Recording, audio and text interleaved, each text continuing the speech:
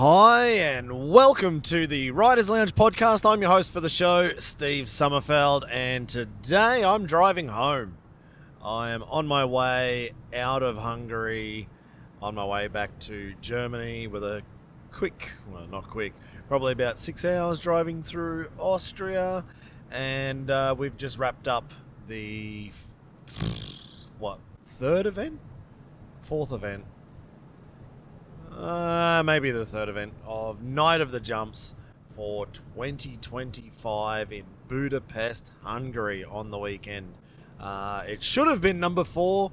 Unfortunately, we were supposed to be in Krakow, Poland last weekend, and that's where I was planning to have like a nice little holiday, heading on over to Krakow, do that event, then just cruise for a week in the van between Poland and Hungary, checking out the sights and the sounds.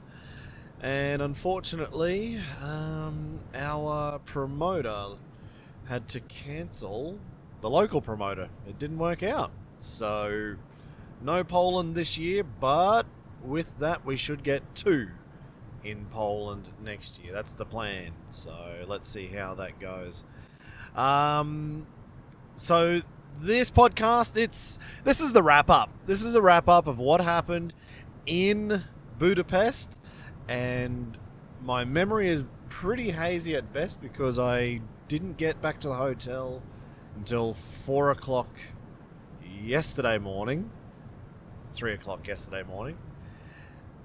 Didn't get to sleep until 4, and then woke up, went for a quick bike ride around Budapest just to check the place out, and then find somewhere last night to pull up and sleep. Oh, there's a nice little deer over there.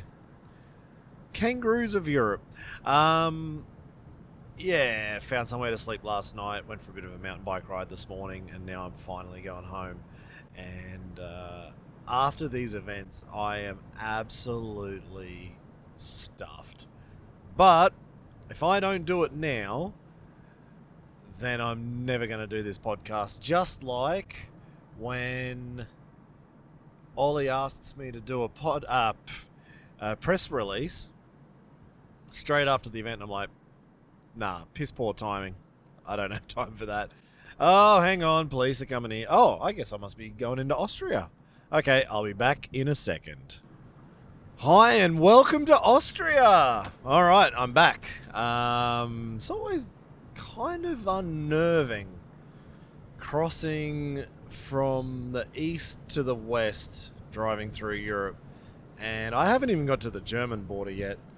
I saw it on the way here when I was crossing from Germany into Austria. That was a massive line. I think I might be taking some small roads into Germany to avoid those lines. But there's always that unnerving feeling of pulling up, and they've got the customs. So, the highway's cruising along nicely, and then they just throw out customs, and you got to get off the highway, go through the checkpoints. And it's not like it's not like I'm smuggling people in the doors of my car like I'm driving a Trebbi from East Berlin into the West Berlin 40 years ago, but it's just something a little bit unnerving about, do I get to keep my visa every time I come through these places? Hopefully I do.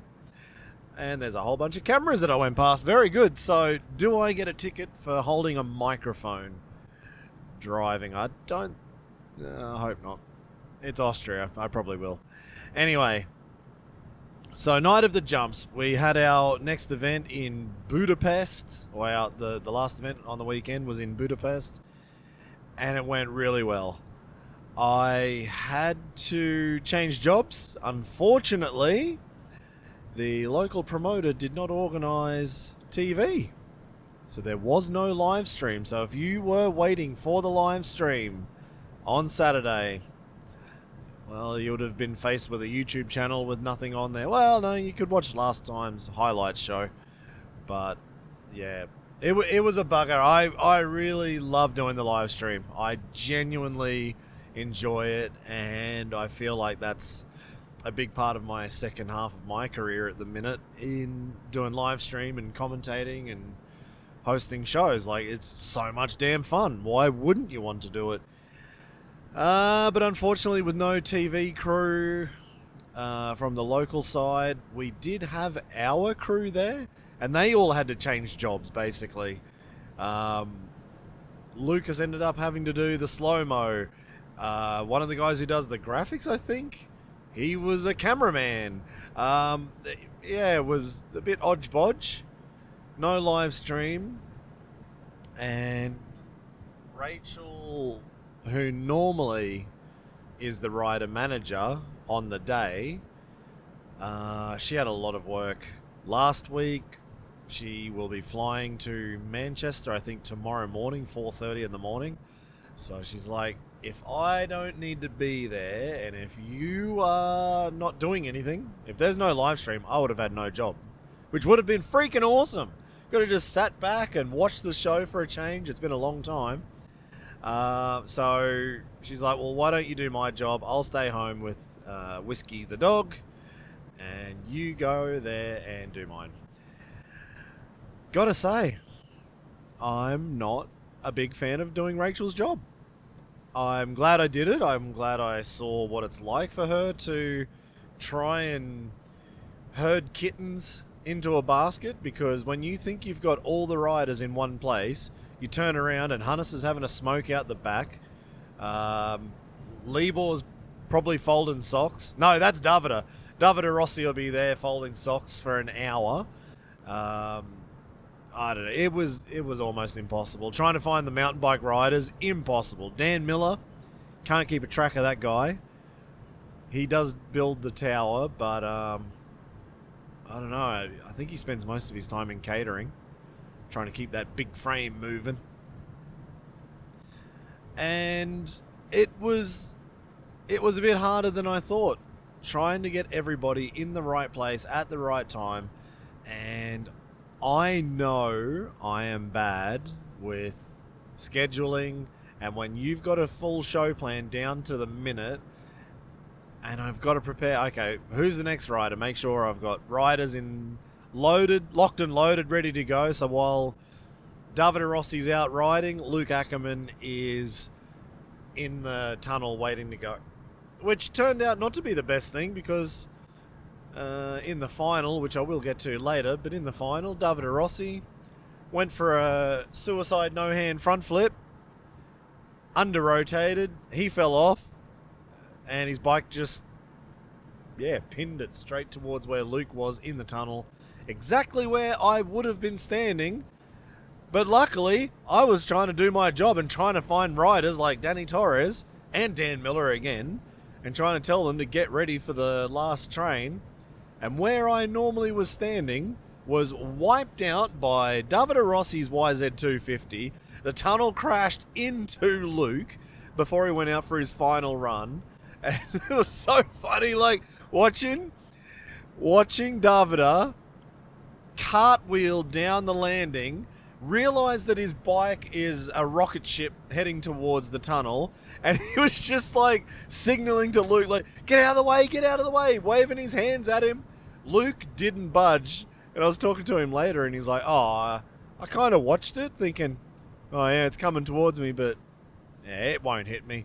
Bang! Yeah, it hit. So yeah, that's the start of that's the end of the show. And if I'm going to give you a rundown, I'm going to have to start at the start of the show. And I'm going to take this from the press release, because in the position of where Rach or the rider manager has to be, you don't see squat. So I didn't really see an awful lot of the event. Mainly just riders coming towards me or away from me. You don't see that side aspect. Trying to watch the big screen, trying to get everybody in place. Not so easy. So here we go. This is the press release. Thank you to ChatGPT, as Ollie asked me to do it, and I'm like, man, at 4 in the morning, I'm just going to ChatGPT this one. And it worked out pretty good.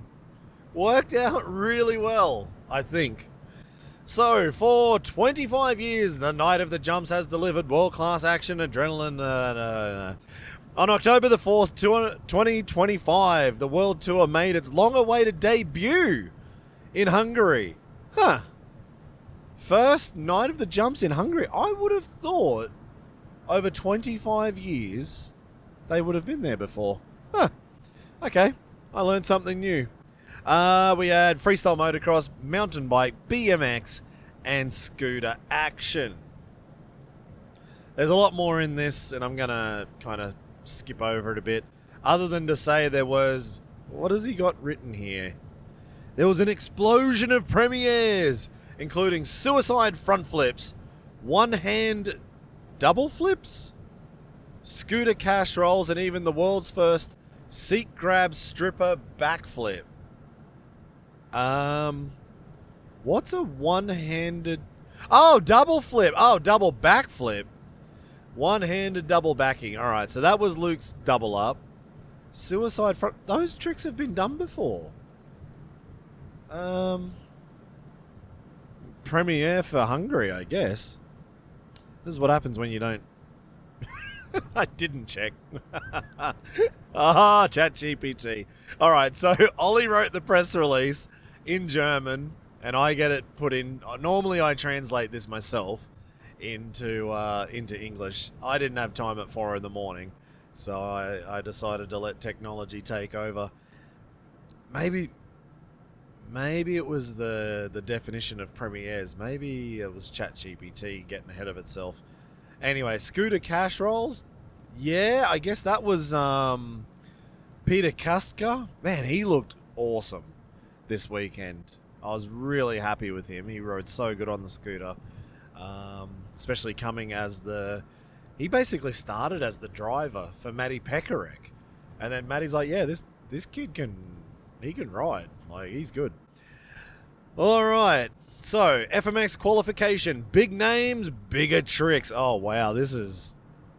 I really should have double-checked this translation before I sent it off. That's cringe. All right. 8 of the world's top FMX riders lined up for battle, split into 2 qualifying groups. Only the top 2 riders from each group would go into the final, performing 8 tricks in 90 seconds. This is a lot of reading. Group 1, Marcin Luc Ackermann back. So we were supposed to actually have Nico Perrier, and he couldn't make it this weekend. So at the last minute, I gave Marcin Luc Ackermann a call, knowing he's not too far away, living in Poland. It's still probably 8 hours driving, but it's not too bad. So Marcin came down. It's been a fair few years since we've seen him, and he rode really well. I was pumped on it. He's been around for a long time. If you guys have ever seen this crazy dude 20 years ago jumping this old nugget CZ250 in a quarry, crashing his brains out, that's this guy. That's him. Oh, Bunker Anlage. Oh, there's a tank museum on the side here in Austria. Should pull in. So Marcin, coming from very humble beginnings, rode really solid. Unfortunately, the points were really low. I was quite surprised. So he got 40.5 points, but everybody's points were low. So don't stress. And I don't know if that was from the judges or maybe it was the system that Zorro had set up. I think the algorithm that he had for the points was missing like 1 run. I think he had 3 runs in there instead of 2. I don't know. I can't remember what the issue was, but anyway, the points were low, but at least they're all right. You know, all the points need to do is tell you who's first, second, and third. He did, seat grab indie flip, bar hop flip, looked really good. Matej Cesak came out from the Czech Republic with a big knack fronty. Lazy flip, he had 65 points. And Danny Torres, another rider who came in at the last minute to fill in for Colby Gort. Colby was supposed to be here from America, And unfortunately, a friend of his had passed away, so he couldn't make it with the funeral on the weekend. So a real shame that we couldn't have Colby there, but no, totally understandable from his point of view. So Danny Torres rode really good, except he started his run with a dead sailor. Of all the riders in the world, who do you think would do a dead sailor first jump? I wouldn't have called it for Danny Torres, but he did say he had some... Well, he was riding on a borrowed bike, and the pipe was stock. And he said it was almost like there was no power at all, and then just like right at the end it came on, and he went for a Rocky to start and just fluffed it. Just one of those things. He threw in a double grab in the middle of a double grab flip, in the middle of it all, but it just wasn't enough to get through to the final. And I am twisting these cables up. I am going to get pinned for sure. There's so many speed cameras here, and cameras in general in Austria. Oh my god. The sooner I'm out of here and in Germany, I think the better. Alright. And then the final rider for that group, Quali Group 1, Davide Rossi. Cliffhanger flip, tsunami flip, one-handed knack fronty. It looks cool. The one-handed knack front flip looks pretty damn epic from Davide Rossi. So, top two riders to go through from that group, Davide Rossi and Matej Cesak. Very surprising. There was no Danny, and to be honest, Martin rode sick, but he just couldn't get through. In Group 2, Luc Ackermann came out, and despite an injured hand, it says here, I didn't know that, he landed the world's first, how did they write it? Seat grab stripper backflip. I would call that the road over stripper backflip. So, you know, the old road over, grabbing the seat, going into a court over, throwing a stripper in the middle of it, and he did it in a backflip. So that was the very first one done by Hannes on his double up in competition. I think Pat Bowden has done one before. That's John Matthews told me. I didn't think anyone had ever done that before. Only Adelberg in a front flip, which just goes to show how gnarly Adelberg is, that he's bringing combos that nobody else does in backflips, really, and he's done it in a fronty. Absolutely ridiculous. Maybe there's a good reason for that. So, Luc Ackermann threw down the road over stripper in a backflip, first time in competition. Wasn't the biggest. He'll be the first to admit that. You could see he was a bit disappointed that the first one wasn't the best. So I'm sure in a few weeks' time in Hamburg, he will rectify that and make sure he's throwing that one down big time. Next up, Mikołaj Temka rode solid, caught over flip, no hand flip. Libor Podmol, massive underflip, cliffhanger flip, tsunami flip, 65 points. And then the reigning world champion, Luc Ackermann, with the perfect 360, fronty, double backy, easily by a long way into the final.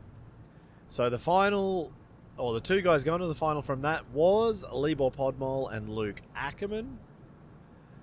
And then in that final, Libor just came out all guns blazing, ripped around the course, looking just as good as 10 years ago, 15 years ago, when he was first winning his world championship titles and running, I think, six times. He was second overall. Incredible consistency. Probably one of the most consistent riders ever in FMX. So it was going to be always tough for Matej or Davide to get past Libor to get on a podium, especially with Luke there. Matej Cesak fantastic run, big tricks, no-handed fronty, big, actually really big knack front flip. Really well done on the rocker ramp, the cheetah ramp. And then it was Davide Rossi, who was looking like he would be at least second, and depending on what Luke would do, possibly first. And Davide Rossi threw down a magnificent run, and like I said before, his double up jump went for that suicide no-handed front flip, just under-rotated it, bike went flying into the tunnel, nearly wiped Luke out. So actually, Libor nearly could have been on top of the podium with Davide Rossi blowing his final jump and almost wiping out the guy who ended up winning. That's how close this was. But anyway, Luke was fine. He did get a little bit of a love tap from the crash, from that YZ250 hitting the tunnel, but he got on and got the job done. 360 knack. Actually, that was the first time I think I've seen Luke do a 360 knack in competition. At least at night of the jumps. I may be wrong, but I think that was the first time we've seen that. He threw out a double flip, threw in a very long one-hander in the middle of it, transferred like 2 meters to the right from where he took off, landed in the flat. So when that ramp is at 14.5 meters where Luke landed, I'd say it was near on a 20 meter, maybe 19 meter double backflip. He went deep and transferred a long way over. So Luke put together a fantastic run. Second win from 3 events this year. And then in best whip, it was Matej Cesak, who just won over Marcin Lukaszek. That was a close one because the crowd was the final judge. From my point of view, where I was sitting, Marcin could have had that, but the crowd decided it was all Matej Cesak. And I think also in the synchro competition, Matej Cesak with Libor Podmol. They took the win over Luc and Hannes Ackermann, Team Germany, and Marcin Lukaszek and Matej Cesak, otherwise known as Zapsa, from Team Poland. And there we go. That is the end of that press release. Obviously, I didn't read it word for word. I had to make it a bit more entertaining because it didn't look overly entertaining as I was reading that. Sorry. So whoever reads it, I guess you did that on a Monday morning when you're sitting at work and you're just looking for something to do. Because that was pretty boring. Well, next time I do it, won't be with ChatGPT, or I can tell it just to make it funny. I don't know. So the final, Luc Ackermann, 87 points. Matej Cesak, 72.5. Libor Podmol, 68.5. Davide Rossi, even with the crash, 67.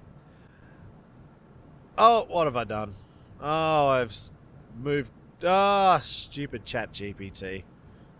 I'm just going down all the numbers and everything like that. Oh, they've even got MTB, BMX, and scooter best trick final results. Alejandro Bonifay from Spain with the twister to bounce fronty. Tom Pfeiffer landing a triple backflip again. And Peter Kaska with the cash roll on the scooter, taking out third. Overall for the season, Luc Ackermann leading 58 points. Libor Podmol in second overall, 44 points. Matej Cesak 42, Davide Rossi 28, Matej Cesak is sitting in fifth overall with 28 points. Then Hannes, Mincha, Pat Bowden, Michael Malero, Mark Pignol, Danny Torres, Paul Manesi, Alex Buchholz, and Marcin Lukaszek. Wow. Wow.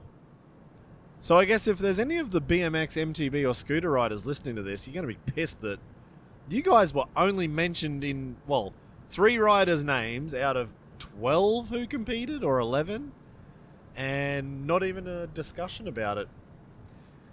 Need to have a chat to Ollie. Leaving out those guys. But luckily this is an FMX podcast, so you probably also aren't overly fussed. But actually it was a good competition. Everyone rode really good.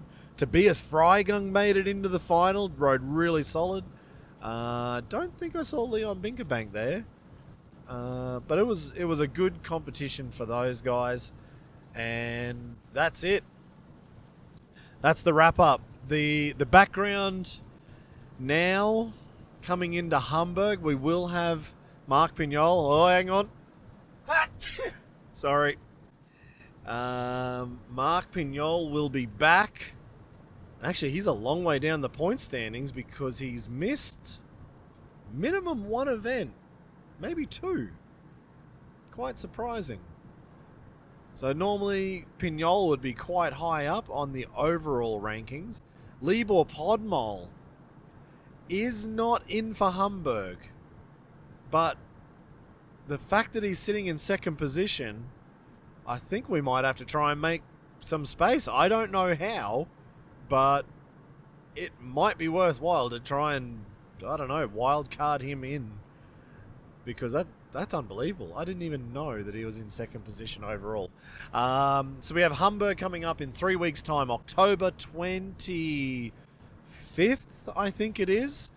The live stream will be back. I will be back on YouTube with you guys, so don't worry, you'll be able to check that out as it happens, probably at 7 o'clock local time in Germany, and then 2 weeks later we will be in Dusseldorf in Germany, and don't worry, the live stream will be there as well. Let's see if we have Stockholm.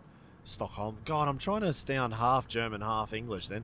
Stockholm. We're going to Stockholm, Sweden, on the 22nd of November. And then I will be flying down to South Africa for King of the Whip on the 24th. Again, on my wife's birthday, I will be out of here, flying where it's warm, going down for King of the Whip, my 4th year down there. I can't wait to get down there, host that show. I think Matej Cesak's going to come down, who just won the Best Whip comp last weekend. I think he's coming. I heard we've got maybe Wanky coming down, maybe Andreu. Vicky Golden locked in. That'll be pretty interesting. So I will get another I'll get another podcast out before Hamburg on who's in that riders field. Will we be able to squeeze Libor Podmol in? I don't know. And I'm the guy who is putting together the riders field. I don't know if that's possible. I will try, because that's an awesome story to know that he's in second, and he was not planned to be riding for half of this season. That's just how damn good Libor Podmol is. So let's see if we can get him in. Right, guys, I'm going to stop carrying on. I have another 6 hours or so driving. There is a lot of speed cameras here in Austria as I'm just about to drive around Vienna. I could drop in and see Andy Brevy. Yeah, I might drop in and see Andy Brevy, go for a Wiener Schnitzel. I'll catch you guys later.